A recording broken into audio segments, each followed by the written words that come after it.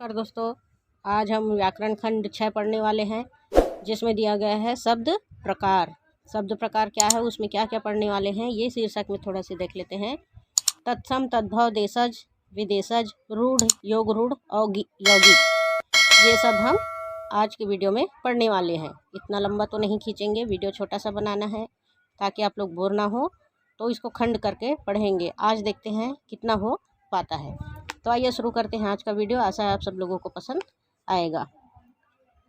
वर्ण और ध्वनि के समूह को व्याकरण में शब्द कहा जाता है। वर्ण और ध्वनि के जो समूह होते हैं उसको व्याकरण में शब्द कहा जाता है। शब्द का निर्माण एक या अधिक वर्णों व ध्वनि से होता है। शब्दों का निर्माण कैसे होता है? एक या अधिक वर्ण अगर आपस में मिलते हैं तो शब्द का निर्माण होता है। शब्द भेद, शब्द भेद कितने प्रकार के होते हैं देखते हैं। रचना, व्युत्पत्ति, बनावट, निर्माण के आधार पर। रचना के आधार पर, व्युत्पत्ति के आधार पर, बनावट, निर्माण के आधार पर शब्द के निम्नलिखित 3 भेद होते हैं। 3 भेद में से पहला है रूढ़, दूसरा है यौगिक, तीसरा है योग रूढ़। शब्द के कितने भेद होते हैं? 3, रूढ़, यौगिक और योग रूढ़। दूसरे हैं उत्पत्ति, उद्भव, विकास के आधार पर शब्द के 4 प्रकार होते हैं। उत्पत्ति, उद्भव, विकास के आधार पर शब्द के 4 प्रकार होते हैं।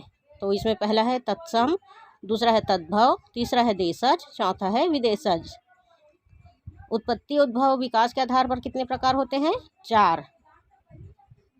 रचना, व्युत्पत्ति के आधार पर कितने प्रकार होते हैं? 3। रूपांतरण, प्रयोग, व्याकरणिक, विवेचन, रुख के आधार पर शब्द के 2 भेद होते हैं। इसमें क्या दिया गया है?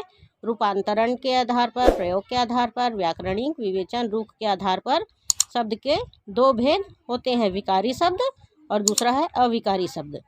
अगला है अर्थ के आधार पर शब्द के भेद। अर्थ के आधार पर शब्द के 2 भेद होते हैं, सार्थक शब्द, निरर्थक शब्द। अर्थ के आधार पर शब्द के 2 भेद, सार्थक, निरर्थक। रूपांतरण और व्याकरणिक के आधार पर 2 भेद, विकारी, अविकारी। उत्पत्ति, उद्भव और विकास के आधार पर 4, तत्सम, तद्भव, देशज और विदेशज। निर्माण के आधार पर रूढ़, यौगिक और योग रूढ़। ये अलग अलग आधार पर अलग अलग भेद किए गए हैं। रचना, व्युत्पत्ति, बनावट, निर्माण के आधार पर शब्द के निम्नलिखित 3 भेद किए गए हैं। पहला है रूढ़, वे शब्द जिनके सार्थक खंड ना हो सके तथा जो अन्य शब्दों के मेल से ना बना हो। रूढ़ कौन से शब्द होते हैं? जिनके सार्थक खंड ना हो और अन्य शब्दों के मेल से, अर्थात किसी अन्य शब्दों के मेल से ना बना हो, इसे रूढ़ शब्द कहते हैं। इसे मूल शब्द भी कहा जाता है। रूढ़ शब्द को ही मूल शब्द भी कहते हैं। अथवा जो शब्द हमेशा किसी विशेष अर्थ को प्रकट करते हैं। ऐसे शब्द जो किसी विशेष खास अर्थ को प्रकट करते हैं तथा जिनके खंडों का कोई अर्थ ना निकले। यदि उनका खंड कर दिया जाए तो उनसे कोई भी अर्थ नहीं निकलता है, यह रूढ़ शब्द कहलाता है। जैसे चावल, इसमें चावल का टुकड़ा करने पर कोई अर्थ नहीं निकलता है। दूसरा है यौगिक। यौगिक से आशय योग, मेल से बना हुआ। यौगिक से आशय है योग अर्थात या मेल से बना हुआ।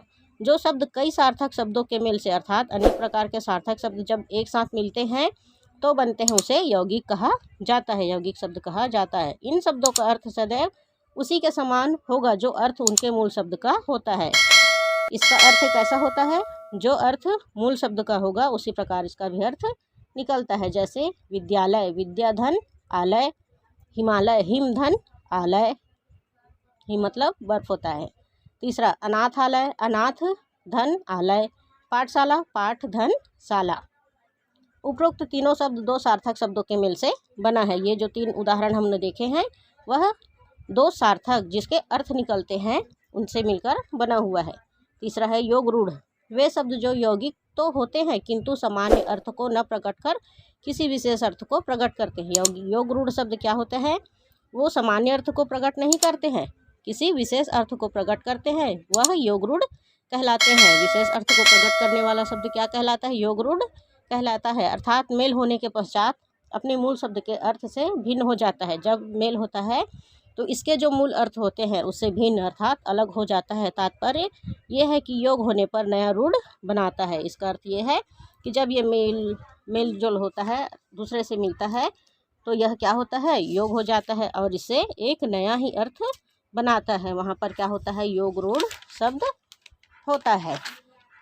आज के लिए इतना ही, शब्द के भेद पढ़े हैं। आशा है आप सब लोगों को पसंद आया होगा।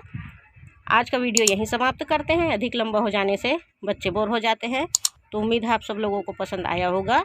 आगे भी भेज दिया कीजिए प्लीज़। आज के लिए इतना ही, धन्यवाद। जय हिंद।